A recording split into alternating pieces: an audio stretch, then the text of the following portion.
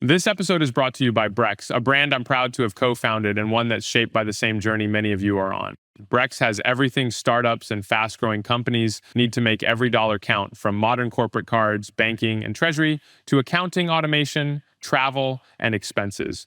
Over 25,000 companies, including DoorDash, Scale AI, and Anthropic, spend smarter using Brex. We've got a great guest for you today, Bill McDermott, the CEO of ServiceNow. We talk about his early days as a teenage entrepreneur, his thoughts on running a team, and what it takes to be the kind of leader people still talk about decades later. Let's listen. Bill, thank you so much for doing this. As you know, I told you many times, you're definitely one of the people I most admire in this world. And so I was super excited to spend some time with you and ask all the questions I want to ask. So thank you so much. Thank you for having me, Henrique. Yeah. I read your book now at this point, which I loved. It was really good. And did you narrate the whole thing yourself? I did. Yeah. It was much better that way. I felt like I was hearing from you the whole time. Yeah, it was amazing because I did it in one shot. What? Yeah. Wow. And reliving your life in one take is not that easy. And the only time I stopped is we were near a railroad track. So the only time we could take a break is when the train rode by.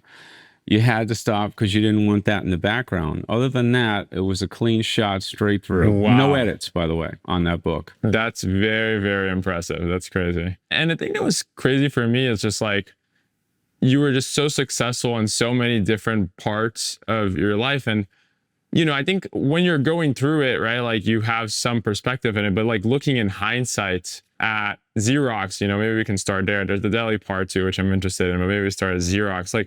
What do you think at that time made you kind of stand out? I'm very curious about it. I think you hit it on the deli. One of the things that define a lot of, I think, reasonably successful people is they work hard. Yeah.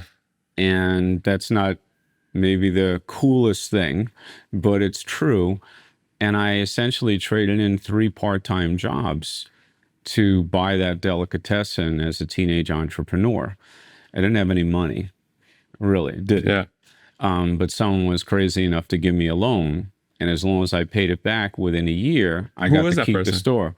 The owner then of the store that was selling it. So he actually loaned it to me. Huh. And basically said, you pay me, it's yours. You don't, I repossess everything. So there was a sense of urgency behind that.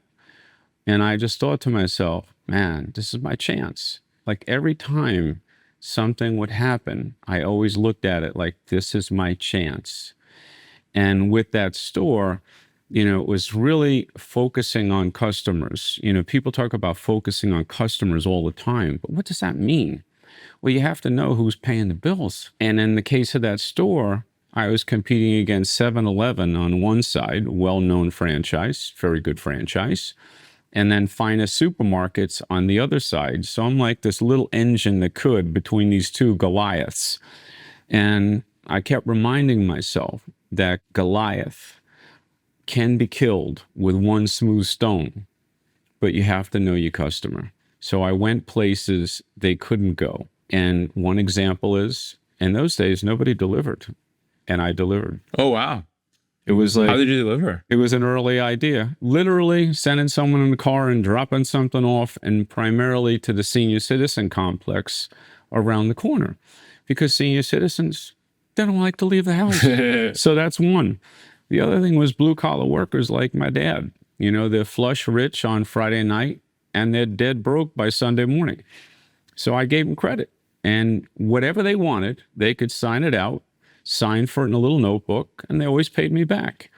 But the real clever part of the thing was getting to the high school kids, because they had to walk a block and a half past 7-Eleven. And I went down to 7-Eleven to see how I might attract them to my store. And there was 40 at a time waiting online to get into 7-Eleven, and they only allowed 4 in at a time to shop. And I said to the young people, why are you all waiting online out here? There's a big store in there.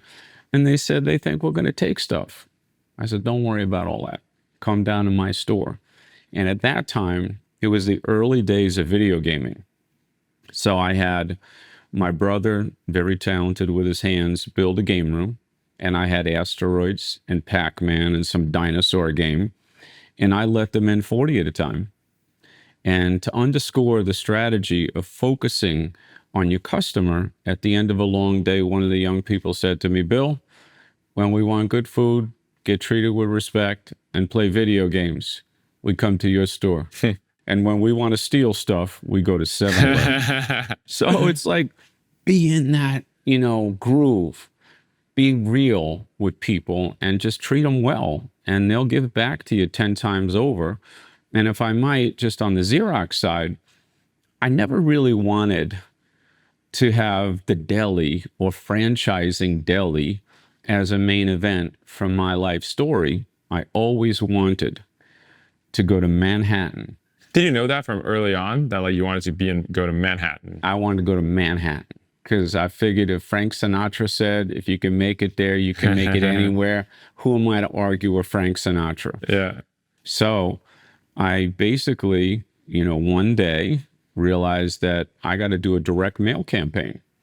So I'm doing my own letters and mailing them out to corporations and IBM and Burroughs and obviously Xerox and so forth. And Xerox was the one that returned my note the fastest. Where did that idea even come from for like mailing these? Oh, just, I literally talked to 500 people a day, Henrique. And one of them, in fact, was a Xerox representative that would shop in my store every day. I still remember the cigarettes he smoked and the coffee he drank. As I sit here with you today, like it was yesterday, it was Merit cigarettes, like this coffee with cream. I had them.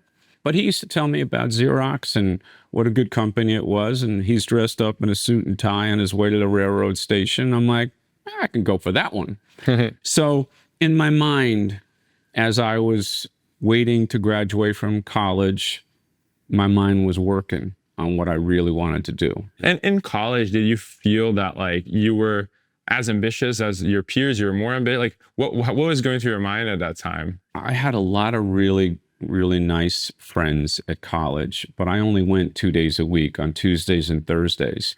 So I loaded up all my classes on Tuesdays and Thursdays. And I had a very special process in the deli where I would put my books on the left side of the slicer.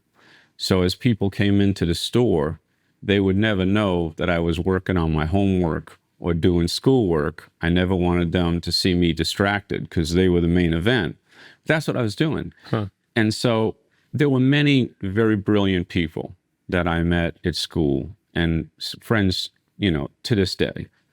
What was different is I was compartmentalizing many things. School to me was a means to an end. And the deli was a means to an end. The game plan was to be somebody and make a success of my life. So all these things were stepping stones. And what did it look like at that point? It was like in Manhattan, and it was like what was going through your mind? What was the imagination at the time? It was just like a fascination with the Big Apple. And that's where the big buildings were. And that's what big business is done. And I want that. In fact, like be a player in that kind of like big leagues. Exactly. And I remember the day that I got the interview, my dad actually took me to the train station, and my house was on a slab.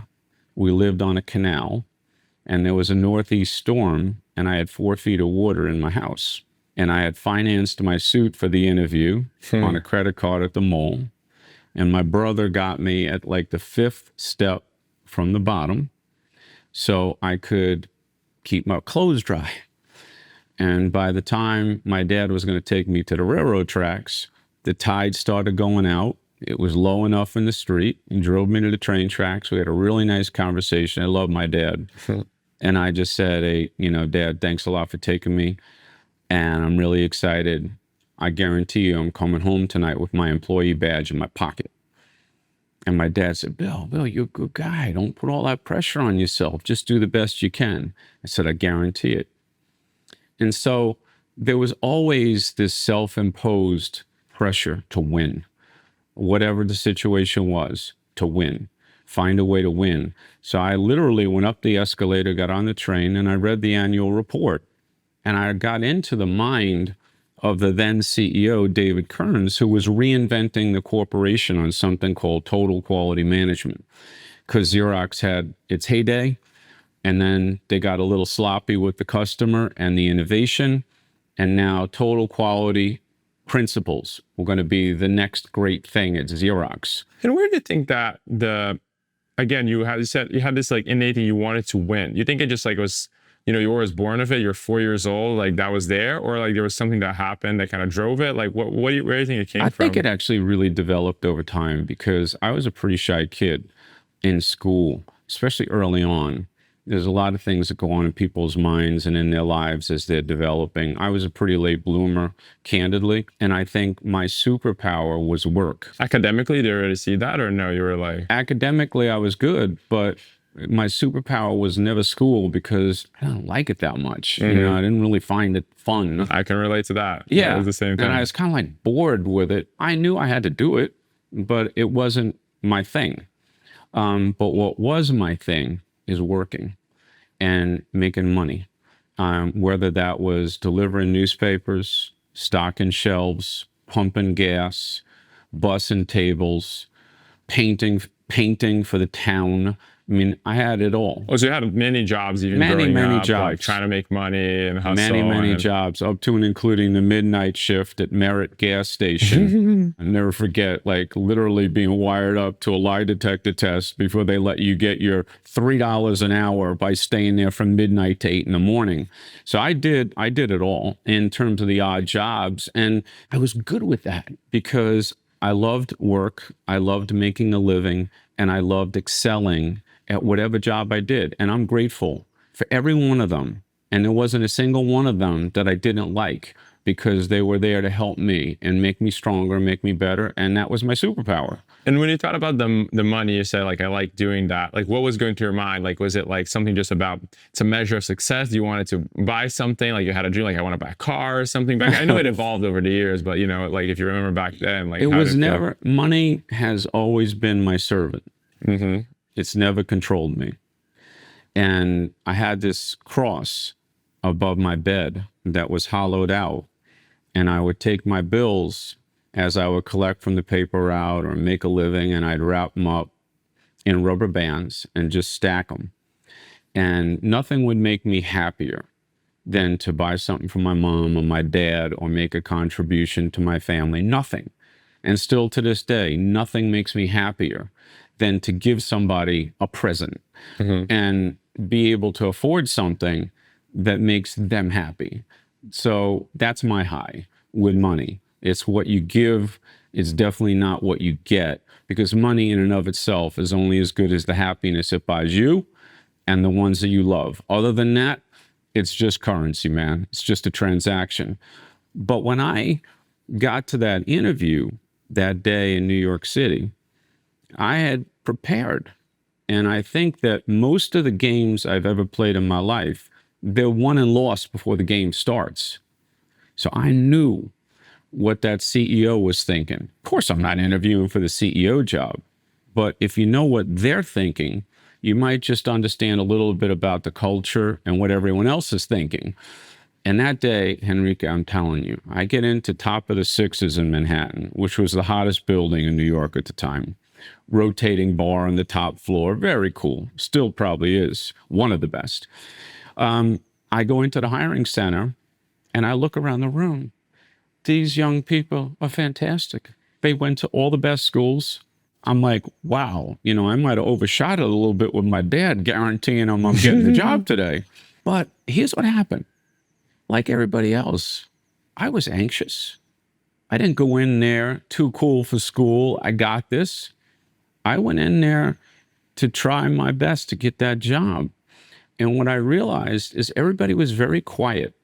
They were all sitting there like students in the class. Don't speak, the teacher might get mad. So what I did is I just did what I always did. I talked to 500 customers a day in a deli. So I started talking to the people. Hey, what are you in here for today, Henrique? What are you trying to get done? And I would go around the room. I did this about 3 or 4 people in a row, and they all had a similar story. I'm interviewing here, Morgan Stanley. I'm interviewing at IBM. I don't know. Let's see. Goldman Sachs, the other thing. And what do you think happened then? I knew it was my day. Not because I was any better than them, but because I wanted it so much more than they did. I knew exactly why I was For there. you, it was one of one. For them, it was like one of 50 or whatever. For me, it was, I came to get my employee badge in my pocket that day, and come hell or high water, I was going to find a way to do it. And so that gave me all the superpower I needed for that one day. I get to the final interview, and I'm telling you, Xerox was an extremely well-run company. Back then, it was, the Google, the Microsoft, one of the top, Apple, one of the top companies in the world. Exactly. Steve Jobs, of course. Yeah. But here was an amazing thing. I go to the final interview. Now it's going to 9 West 57th, Uptown. The big boss, his name is Emerson Forwards, still a great friend of mine to this day, which is really interesting. In the showroom, sitting on a couch next to David Andermichael, who was also interviewing for the job. David is a friend of mine still to this day. In fact, we just texted yesterday for Father's Day. You can't make it up. That's amazing. And Joanne Siciliano is the secretary, and she's running the desk in the showroom for Xerox, overlooking Central Park on the 38th floor, 9 West 57th. And I'm like, man, this is awesome. And so we're just waiting there. I go up to Joanne and I said, Joanne, I'm in no rush. I just want you to know that. But if you could kindly let Mr. Fullwood know that I'm here, I'm willing to wait all night for him. Just wanted to know I'm here. Within 30 seconds, I get invited into his office. Now, David is still sitting on the couch. He was there first. I go to his office, 38th floor. I look over his shoulder at Central Park on a beautiful day. And I knew I wasn't going for a job interview. That was a fight for my life.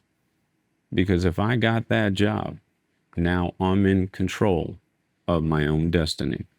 I had to get that job. So we have a great conversation.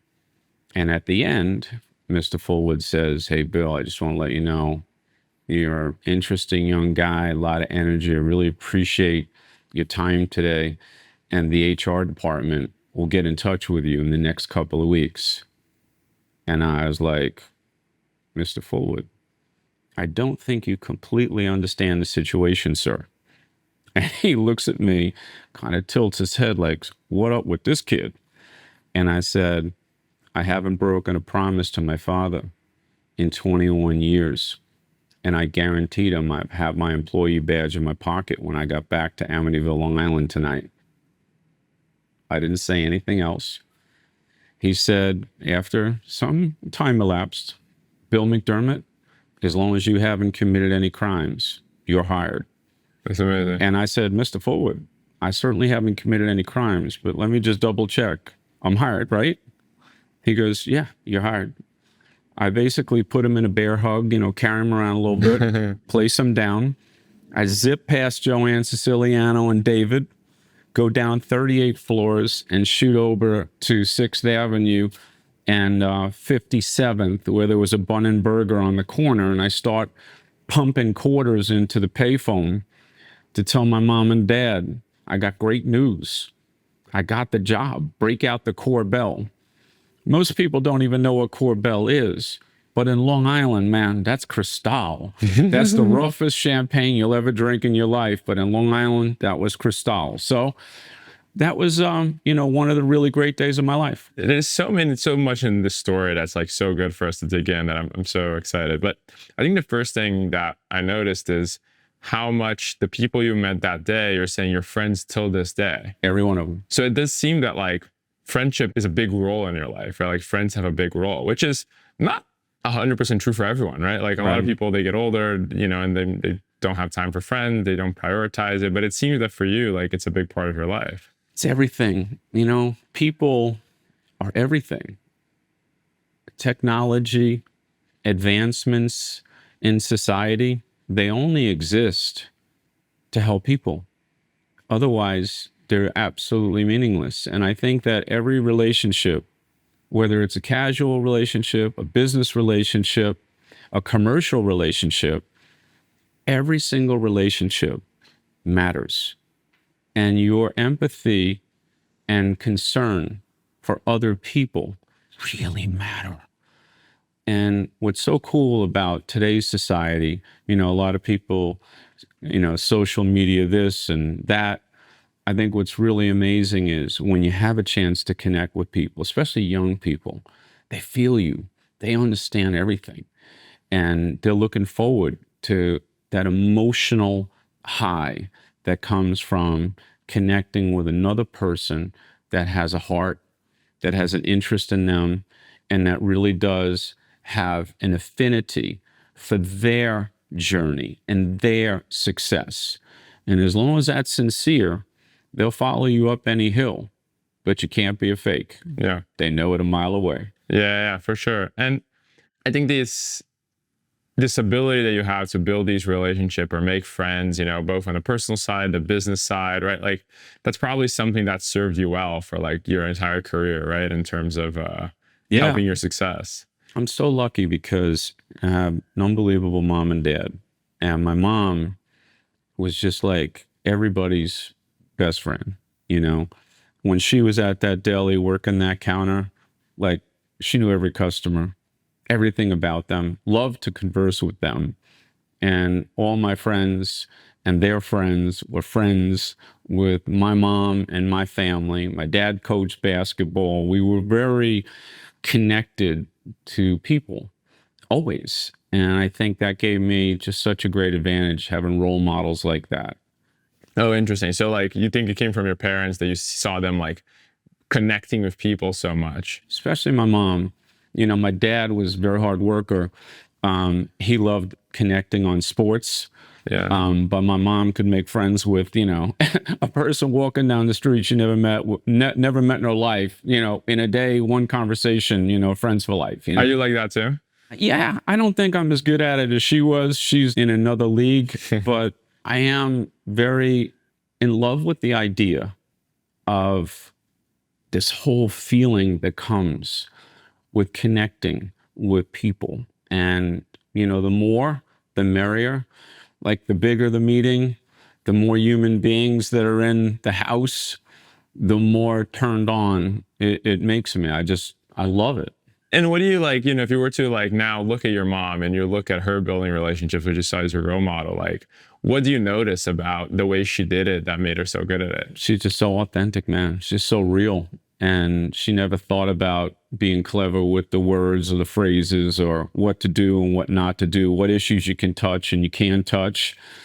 They just knew that she was the truth and she was just herself. And I think that's the key to leadership. Just be you. Everyone else is taken anyway, so there's no downside. And you just taking a chance at being you. And in fact, one of the quotes I think I did tell us in the book is, everybody needs somebody to believe in them. That's key. And, we're never as good as probably our parents say we are, which is a good thing. And hopefully most kids get that. But she once told me the best part of you is you. And I really didn't understand that so much at the time. But as you become a professional person and you're out in the world, it's like, trust it, just be you, trust who you are. And whether somebody likes you, doesn't like you, thinks your style's good or bad, if you're you and you're consistent about being you and you're not trying to behave differently to please each audience, you're just you, I think in the long run, that can give a person a lot of confidence and a very happy life. The other thing I notice about, this conversation, but also the story you were telling is like how good of a storyteller you are. You tell these stories and like, I'm like feeling emotions right now, Yeah. Of like, doing that. Is that something, again, was that always like very natural to you? Is that something that you got better over time? Like, how do you think about it? Again, like I think being a young person with so much interaction with adults, my mom had me when she was 18. My dad was 22. And I grew up with very young parents. And because I'm the oldest of four, I always had a seat at the adult table. And I felt very comfortable listening to adult conversations and having a point of view Not that I was commenting on everything, but I was thinking, and I was watching, and I was listening, and I was learning, and I was developing. And I also saw some of the challenges that come with a working class family and the pressures on moms and dads and, dealing with, sick kids and ultimately some of the tragedies that go along with that. And I just really wanted to acknowledge like how great my mother and father were, and that I wanted to do something great with my life. Was it always for them only? No, I think there's a piece that is inside me that wanted to be a successful person. I know there's many more successful people than me out there, but I'm living my life. I'm living it the way I wanted to do it. This episode of HD and HD is brought to you by a brand that's close to my heart, Brex. When we started Brex, it wasn't just about creating another financial product. It was about solving the real gritty challenges that founders and startups face every day. Building something from the ground up is hard enough without having to navigate clunky legacy banks with endless fees. That's why Brex is the financial stack that scales with you, no matter where you are on your journey. From maximizing runway to earning yield on your cash, Brex was designed to make every dollar count, so you can focus on what really matters, building your dream. So whether you're just getting started or you're ready to take on the next big thing, Brex has your back. Check it out and see why the world's most innovative startups like Anthropic, Scale AI, and Robinhood trust Brex. Makes sense. And but I think part of it is all that, but also being able to communicate that to people and inspire them to also follow you. I bet going back to Xerox, that's probably a lot of reasons you rose up to. Yeah. Well, it's an interesting thing with the Xerox situation because, again, I always try to tell people, perform at your best. And if you're a performer, the world is right there waiting for you. And as an individual contributor, I had the privilege of having a lot of success. And I started out selling door to door in the skyscrapers in Manhattan, and I loved every minute of it. And I remember going back to the office to wrap up my day and get organized for my next day when everybody else had long gone home, or they're at the bar or the restaurant or doing whatever they're doing. For me, being great at that job was my number 1, 2, and 3 priority. What I realized a few years into it is I had a lot of people coming up to me for advice on how I do it. And I enjoyed giving them advice. And some of them would even say, can I travel with you? Can we, solve this customer problem? Can you show me how to comport a deal that might include multiple locations and a complex bill of materials and raise the level of contact and do different things? And I was like, yeah, of course. And I realized how much I enjoyed it. And then what happened was I was chosen to be in the quote unquote management readiness program. I'm like 24 years old, as I'm in this program, most of the people in this program, like mid-30s, 40, whatever. And the big moment comes where I'm like, hey, how come managers don't make any money? And they're like, well, that's just because, your commissions are so high, but that's the price of leadership. If you want to be a manager, you're going to take a big cut in pay. And I actually thought about that for a minute, and I'm like, yeah, that's a pinch right there. But play long ball. Do what you love to do. And my passion was in leadership. And so I interviewed for this management role. And my boss at the time, Kathy Mullally, was interviewing me. She was the district manager and comparing me to probably 10 or 12 other people that went for that job. And I will tell you, Henrique, all of them had a longer resume than mine and probably a better pedigree out of the gates to have been chosen for that management job. But what they didn't have is I put together a 100-day action plan that was detailed to a level of precision that was clear. I thought through it in every way you could possibly think through it. And then the closing touch on the interview was, I wanted it so much more than they did. I wasn't there to negotiate anything. I was there to get that job and win that job. The next morning I come in after all the interviews are now complete. I always got in the office really early, and the boss did too.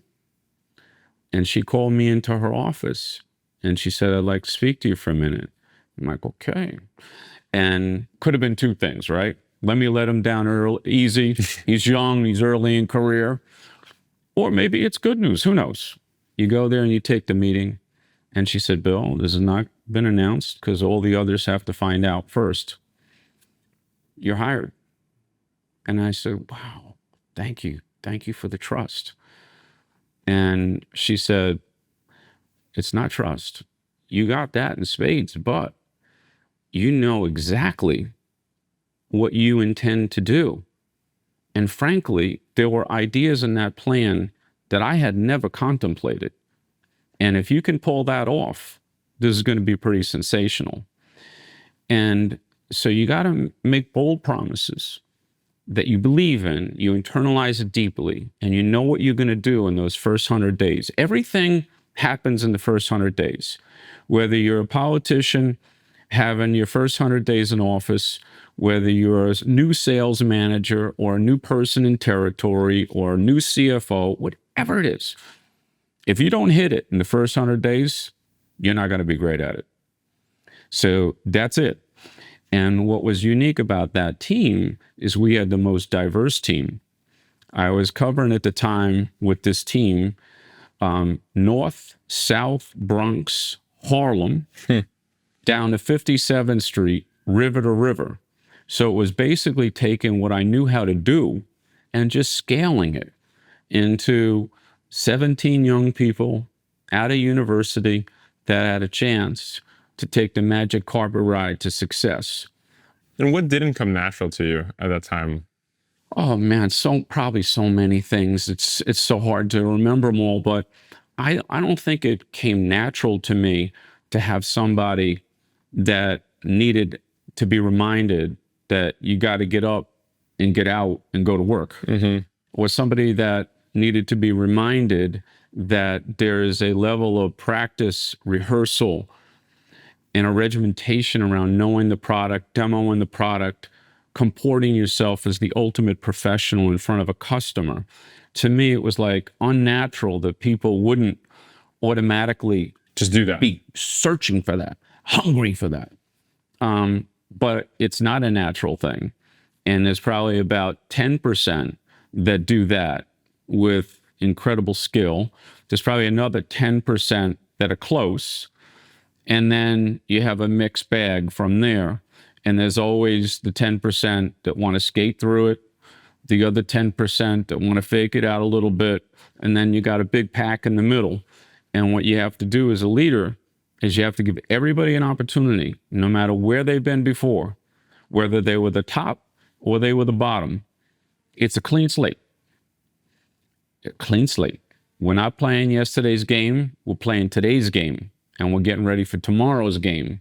And everybody has a clean shot with me. And what was amazing about that team, there was a great leader in the company. His name was Barry Rand. And Barry was one of those guys when you're a 21-year-old kid and you look up and you're like, I want to be like him someday. I want to be that. Mm-hmm. And I made a deal with him. I said, if everybody on this team, which had never happened before, makes President's Club, that's what they called it then, you'll come and you'll thank them and you'll come to the table and shake all their hands and take a picture with them. And he says, deal. Well, he came. Wow. And, you know, still to this day, people talk about it and what it was like being on that team. And I think that's the other thing about leaders. If you really love what you do, it's like, will they talk about it 25 years later? You know, did it really mean something to them?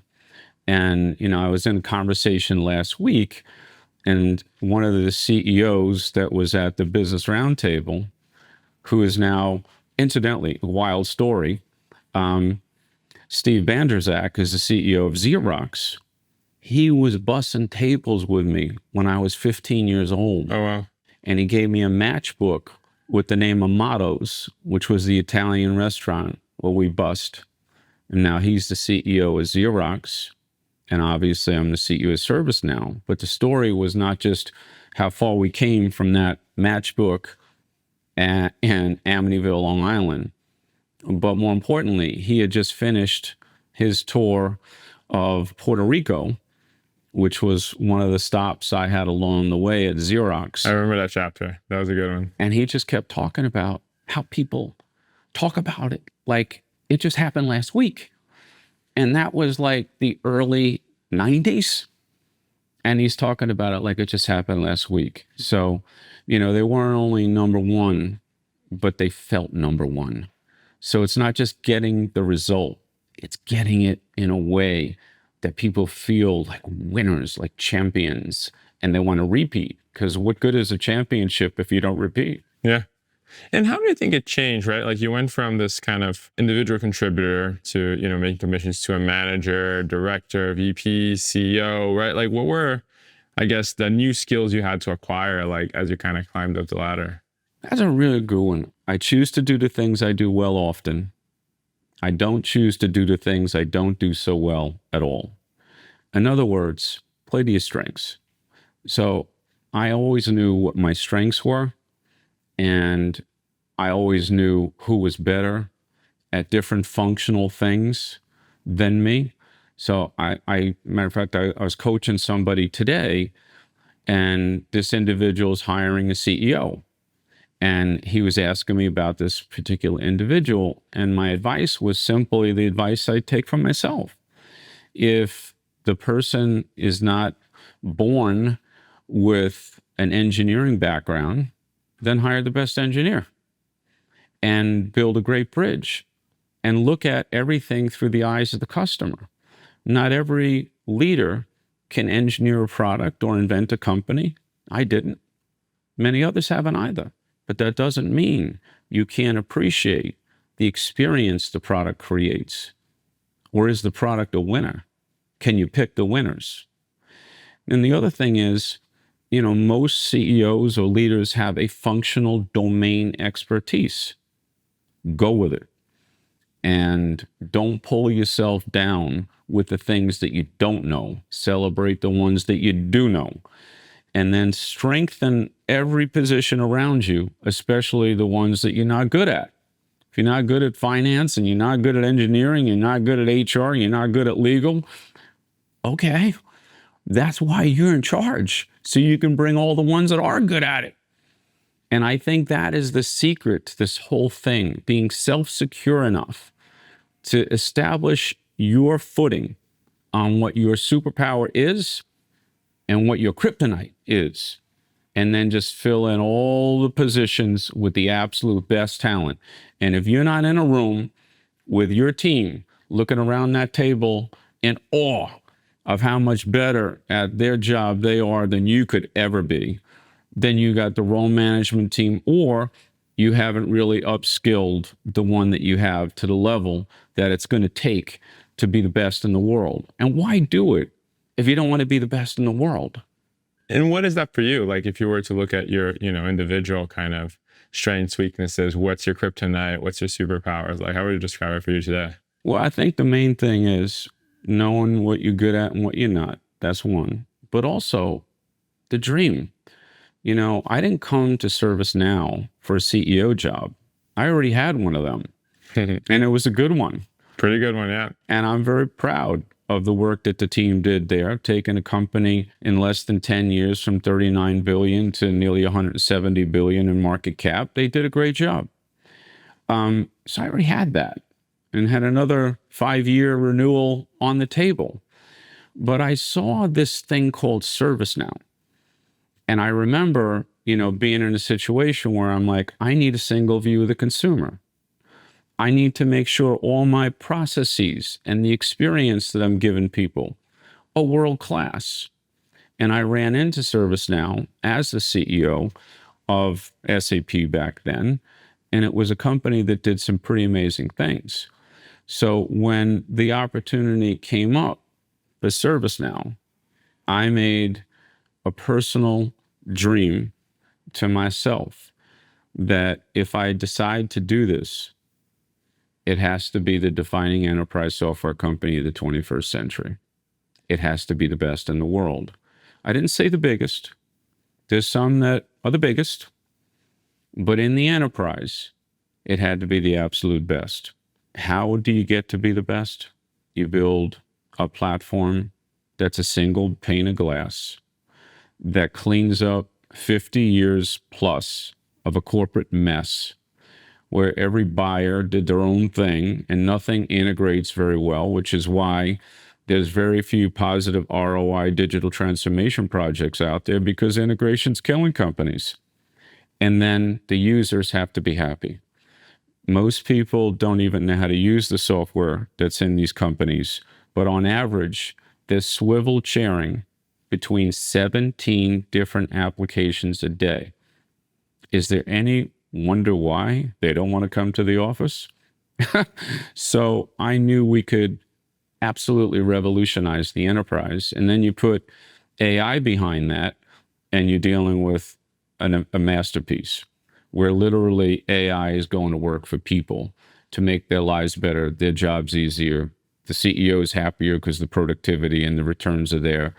So it was a virtuous cycle. So the dream was to bring something to the market at mass scale that the market didn't even know was there. AI is a great example of, like, we're talking about the strengths, weaknesses, learning, right? Like, this is something that, I'll give my personal example. When I moved back here to Bay Area, I was living in LA, was that I'm an engineer by background, but I stopped coding a while ago, but I always felt connected to the technology in the way that if something was built, I kind of knew how to do it. And then all this AI stuff came and I was like, oh my God, I have no idea how this stuff works, Right. So I just felt I needed to move back here to Bay Area and learn and kind of study, right? And you probably went through like many of these like generational technology shift, right? Like from Xerox to, then on-prem to cloud to AI, Gen AI, right? Like, how do you do to kind of like really understand it and like make sure you're making the best decisions as kind of the CEO?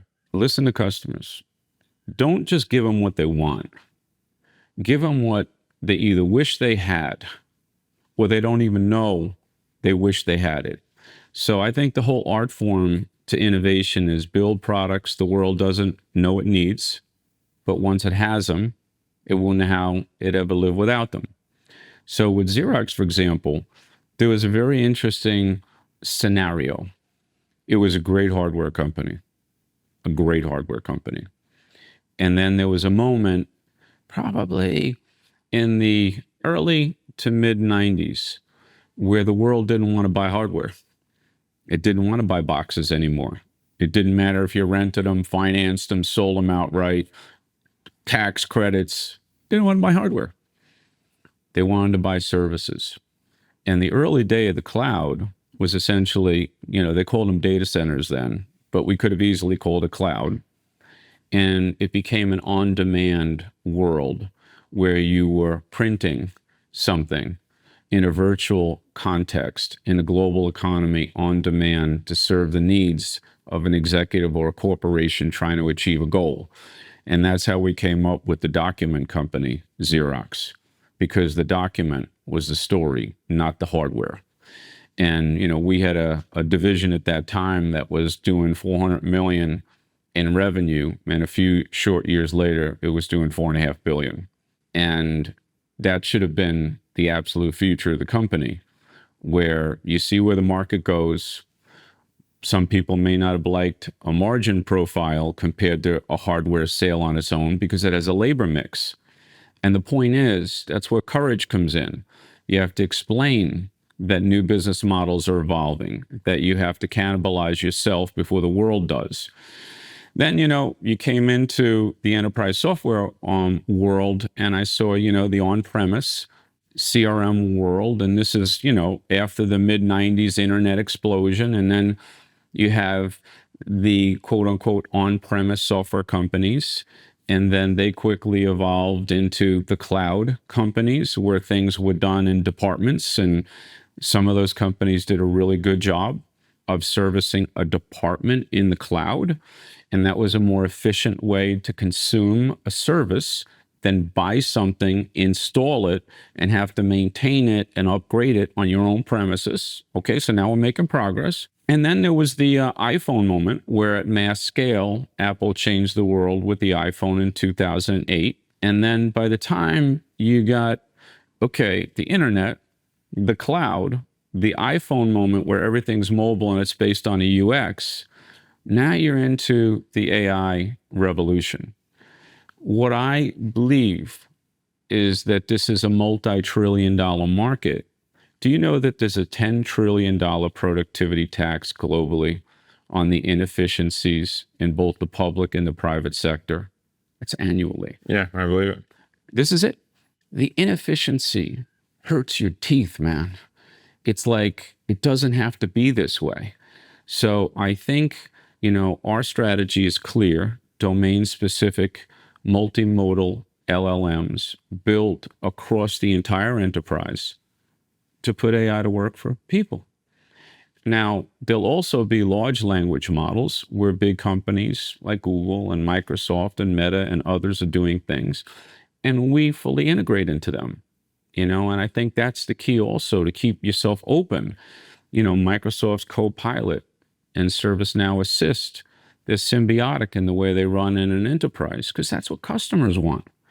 So I think the idea of Gen AI, a clean platform design to how you approach problem solving and business model innovation, is the new frontier. And the old school, companies are out there, 50 plus years now. They're not going away, but they're also not going to be serious high growth companies either. They do something important, but I think where we're headed with Gen AI is going to make everything pale in comparison in terms of the economic value, the intellectual value, and the intellectual renewal of companies and business.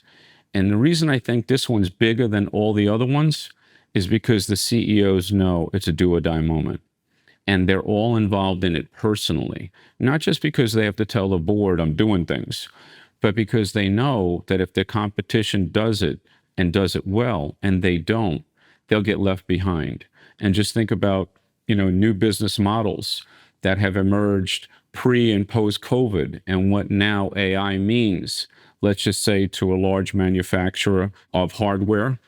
Let's talk about a retail experience in any channel. Let's talk about healthcare and completely reinventing the patient and provider experience, not to mention the insurers and so forth. Let's think about government running like a best run business as opposed to an agency. Let's just think about all the security pain and lost money because we're not adequately using technology enough in society, especially in the public sector, to protect the house. All these use cases. And the most important thing, I believe, is to liberate people from soul-crushing work they hate to do. And, people always say, well, does this mean the end of the call center agent? And it's like, everyone's picking on the call center agent. The call center turns over 35 or 40% a year. Maybe they want the AI to deflect the 95% of the cases that break their heart every day to go to work. Yeah. So maybe we retain them. And maybe all that churn costs can now be reestablished into more innovative and important things to help people do a better job. Yeah, no, I think that's very true. And you said something about like listening to customers, and you've been doing that since the deli, right? Right. I guess that sounds simple, but I think there's a lot more intelligence to it of like how to listen to customers. I'm curious, how do you do it? Like what's the right way of listening to customers? First thing is lose the PowerPoints, lose the slideshow. The world's become so programmatized on what it wants from the customer. People coming in with a well-established agenda, with what they want to take from the relationship or get from the relationship.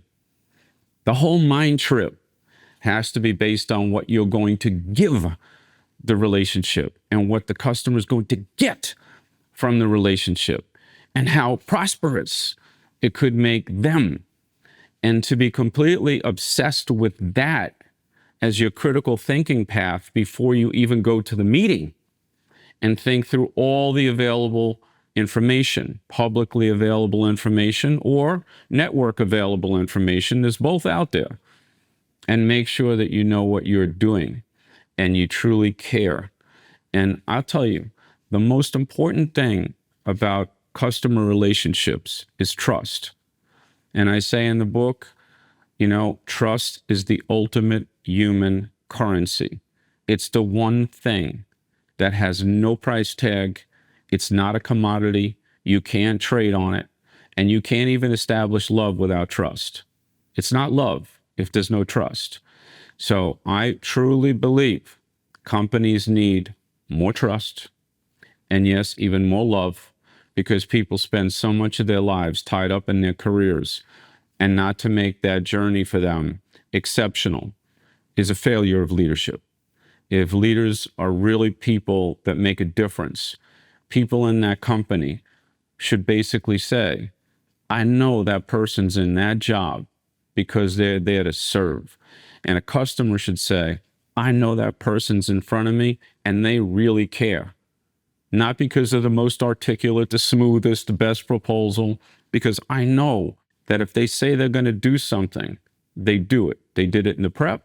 They did it in the delivery. They do it in the follow-up. And then ultimately, if you do make a sale, you do it in the delivery of all the value. And you don't let go of that relationship. You always keep it. And that's including people that leave companies and go to new jobs.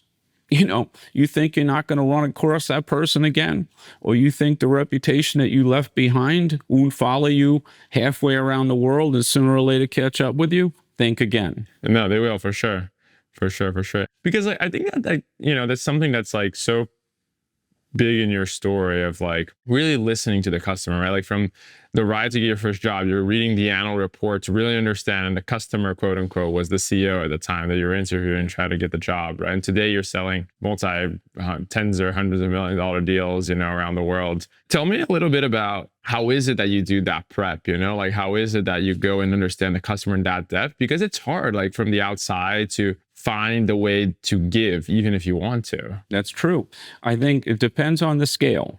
So if you're an individual contributor, you obviously have one, maybe 10 customers that you're focused on, and you're going to use all your available resources in the preparation. But if you're the CEO and you're running a multi-thousand person organization, you have to build the scale effect into the processes of the company. So while you're getting ready for the next meeting, somebody already has the detailed briefing at a level of quality and intellectual heft that you expect. And if your expectations aren't for perfection, then nothing's going to ever be perfect. So we're never going to get perfect, but the relentless pursuit of trying to get there is what I personally believe you have to build into the company. And I'm always amazed at how a few companies actually have that magic formula. Maybe someday we'll do book 2 and tell the story. Oh yeah, 100%, 100%. It's definitely one of the most impressive things I've learned from you, and it makes the most difference in the world. And I've already seen since we've met that I've changed how I act, and it made a huge difference. Awesome, so thank you. It really is like a different way of thinking about it. And one of the things that I wanted to touch to is that there's this trade-off that I think a lot of, young college kids go through, or even executives, directors, which is, do I start a company or do I keep, going through kind of the executive path? Mm-hmm. And it's almost, there's like more people that almost succeed starting companies than the executive path getting to the CEO level, right? Like there's not a lot of great CEO jobs available out there, right? How did you think about that during your career? Well, I was very honest with myself in managing my career. Fred Luddy invented ServiceNow, and he's a technical genius. And he built a platform that has scaled through the global economy. Hasso Plattner and his founders, they were geniuses. They built a product that ultimately scaled through the global economy. And the difference between them and me is they know how to do something I don't know how to do. They built that original idea and that original product. And I always knew that I was the guy that was best suited to take an idea or a product like that and scale it and make the company super big and super successful. But it always dates back to being authentic with myself. I was in it because I loved leading people, and I love big companies even more than small companies. So if the company was small, I wanted it to get big fast so we can get more people in the room. But I knew that was what I was good at. And I knew that, trying to invent the next software company was not my skill set. On the other hand, if it's your company and you want to make it big, I might be able to give you a hand. So that's really all it was. And once you get in a groove and it's working, the script kind of starts to write itself, because you end up in bigger jobs and, they're more interesting and impactful and joyous for you personally. And then that just became my life's work. Just to, challenge you a little bit on it. Like, you seem so good at listening to the customer. Right. Which is the most important thing in kind of inventing, right? Which is looking from the eye of the customer. Like, I guess, why do you characterize that as kind of like, not some of your strong suits? Like, it seems you would be so good at it. That you might be right. And maybe I should, think more deeply about that. In all fairness. Yeah. I think in a lot of ways, Henrique, our lives are so busy and things move so quickly. And for me, they move so quickly, from one thing to another. I think I, relocated my family something like 17 times, So I was constantly on the climb, the ladder, more responsibility, more things, and loved every minute of it. So probably I didn't really stop to say, hey, maybe I don't want to keep climbing this ladder. Maybe I want to, take a left turn here and go get, an engineering team and build an idea, because I've got a lot of them. Well, and you're doing that at ServiceNow as well, right? Like with this new Gen AI, it's almost a new company, that you need to do to deliver all this $10 trillion, 100% inefficiencies there. So that's 100%. Why I was thinking about it. Well, but that's a good point. I actually have lived that dream through the great engineers I've been associated with, not just founders, but also great engineers and great engineering teams. And I'll see things and I'll have an idea about things, but I love, my high is from them saying, wow, maybe we got something here. And then they go and grind it out and then bring something to market. And that's happened quite a few times here at ServiceNow and other places. And I love that. And so I guess, in a way, I've been fulfilled by that, by watching my great teams do great things. And I have felt very involved in that. But what I really get a kick out of, and this is interesting, some people get a great kick out of just inventing something. And that turns them on. Like, see my iPad, I got like this new invention. I know a few of those. Yeah. I get a big kick out of, yeah, you got something now. Where's that market? How big is it? Can we make it big? And how are we going to make it big? And how fast can we go? And so it's that journey that gives me my, professional high. I'm very curious because like you've been working for a while now, and you have like this like energy to you. You still seem like you're like, this fifth year of your career, And I talked to a lot of founders and executives, and, a lot of them like seem tired, they're like, oh my God. I imagine like it wasn't always up and to the right for you, right? Like, of course not. Yeah. What do you think kind of like gets you to keep pushing forward, Yeah. Especially after, your post-financial, right? Like, I know you like the job, but like, it's not only liking the job, but it's keep going with the intensity for so long. Yeah. I love the game, It's like, I wouldn't want to be doing anything else professionally other than what I'm doing right now. I love this. And this is what, I feel fulfills me. And I feel excited every single day to do it. And I feel sorry, for people that, especially people in leadership jobs that are checked out, or they're not energetic about it. They don't have the passion in it, because they shouldn't be in it. if they don't have the passion and the will, because then the people look up at the top and they're like, I don't want to be like that. Or this isn't making me happy. This culture isn't lifting me to be the best version of myself.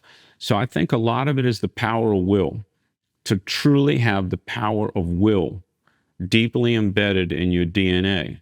And you're damn right, not everything has been up and to the right. And there's been a lot of challenges along the way. And not everything is a success story, really isn't. But some of the greatest successes definitely came from failures and definitely came from pain. I do believe we have to put suffering to work. So whatever you suffered through, whether it's building a great product, you suffered through personal circumstances that were incredibly difficult, or you suffered through working too hard and the circumstances were too unfair, but somehow you still got up the next day and kept going. You have to be able to get energy from pain. And I really mean that. It's like even people that have been fired or let down, or the economy didn't work out the way they thought it would, and that company was a rising star on Friday, but by next Tuesday it wasn't anymore. Get back up, get out, and get on with it. And that's it. It's got to come from inside you. And that's why I say to people all the time, they say, well, what do you think about, young people today? What's the key? How do I get them motivated? Work. Work. Everything begins with the treasure of a job, a chance at that magic carpet ride to success, a job. That's where their self-respect comes from, their confidence comes from. Doesn't matter what they do. They should do what they love. If you want to be a movie producer, probably you should start messing around with a camera in the backyard when you're 10 or 11. That's what Steven Spielberg did. His father Arnold told me that. He started on his dream early. His father told him, go for it. And he became Steven Spielberg. So find out what they love, but get them to work. And if they don't know what they want to do and they're stuck in a fork in the road, as Yogi Berra once said, if you're in front of a fork in the road, take it. There's so many people that just get stuck. Go for it. It doesn't work out. Okay. We rip that up and start anew. But do, go, get. Is there, I would love if you could tell part of your story in which that happened to you, in which you had either a fork or you felt down and what was your mental process to kind of get back up? Well, the one thing I learned from my own mistakes is I remember one time giving a presentation, a big one, in a boardroom many years ago. And I just remember it was a Friday afternoon. And my division of the company at that time was growing faster than all the other ones, doing fantastic. There was a new CEO in the company, management team, all around the table. Now it's 4:30 on Friday. You're last on the agenda because your division's doing fantastic. But no, I was going to take them through every nuance of why we were doing fantastic. And I'm looking around the room and I'm seeing looking at the clock and this and that. And I'm like, I'm not used to that. They're not digging this presentation. This isn't landing. So I get through the presentation. That's a Friday. I basically beat myself up all weekend long, saying that was the worst presentation in the history of business. There's never been a worse presentation than that one. And then by Monday, I had several people who were in the room come up to me and said, that was a great presentation, da-da-da-da-da. And I'm like, I think they're just trying to make me feel good because I've already convinced myself it was the worst presentation in the history of business. By Tuesday, I had learned a valuable lesson, which goes something like this. If we ever knew how little they think of us when we're not there, we'd be embarrassed. So don't overdo it. Nobody's perfect. Not every presentation is exactly what you want. But also, like I tell the story in the book, read the room. And if I was reading the room, instead of wanting to tell them all the great stuff about my business, I would have realized that it was almost 5 p.m. on a Friday, and there's a lot of traffic on the Merritt Parkway in Connecticut, and these dudes just want to get home. So you learn a lot from what you feel you could have done better, but you really do have to let it go. So that's one of the things I was really bad at. I would want to replay the game in my mind time and time again and squeeze everything out of my mind to make sure that I was either rough on myself because it wasn't good, or I was going to activate something better for the next time. But I learned to let those replays be briefer, and don't over obsess on that, because there's too many new games that you still have to play. And I think that's also part of compartmentalizing both success and failure. I think it's been said that both imposters are there, and you have to treat them both the same. They're there, and you have to treat them both the same. So when I get more activated is when things are going well, because I know complacency is a disease that strikes every company. And as things are going well, people love to take curtain calls. Look how good we're doing. This article said this, and that one said that, and we're getting all the other things in the share price. No, man.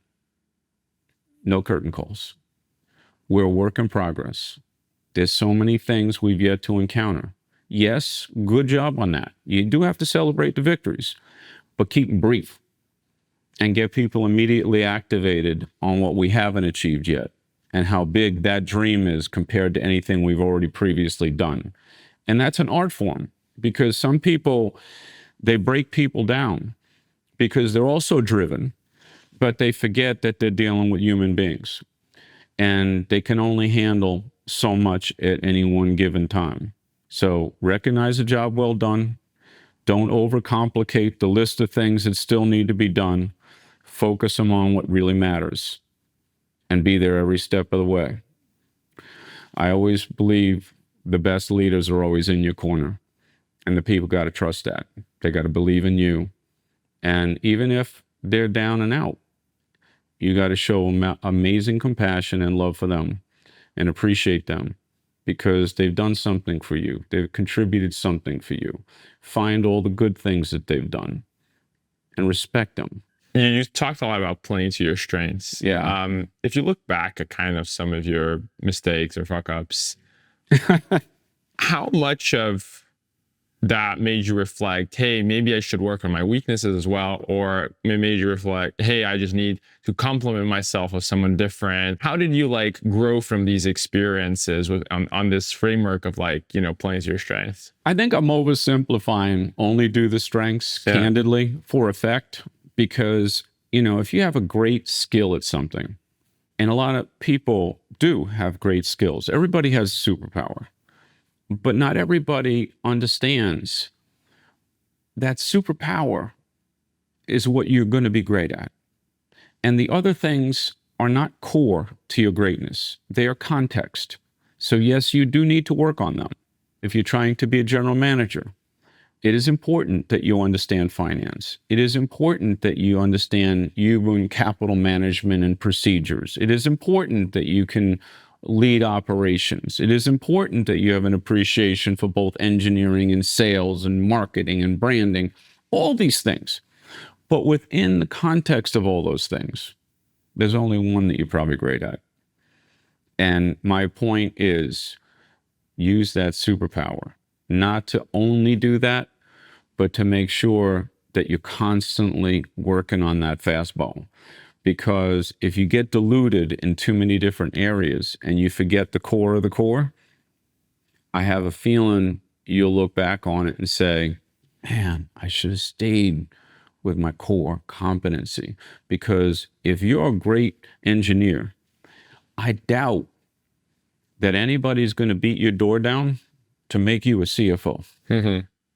And if you obsess on all the things about accounting that you don't know nearly as well as building software, then that's taking you away from maybe the next big invention that can change the world. That's the point I'm trying to make. And there's probably something around too, also picking a job or picking a company or picking an idea that like leans towards a superpower, right? I think so. I think it's the culture. The most important thing in choosing a job or choosing a career path is making sure that what's inside you is somehow represented in the culture. And this constantly gets overlooked because people are like, hey, I got a bigger title. Hey, I got more options. I got more money. I got. But what didn't you get? Are you safe there? Do you feel good there? Do you feel like that value system there actually, to the best of your research, it's nothing perfect until you get in there, but to the best of your research, again, publicly available is one thing, network information is another. You deserve to know it all. Based on all that, how sure are you about that cultural fit? Because that's the number one thing that will determine your success. Bodies do reject organs, and organs sometimes reject bodies. So you have to get the fit right. Mm-hmm. Talk a little bit about how you learn around picking the right people, right, to complement you.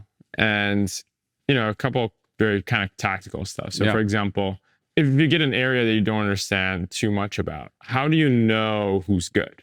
Yeah. Yes, let's start there. And that's a really good question. I think that it depends on the scale of the job. I think by the time you've done enough of them, the art is this. You got to be able to pick the winners.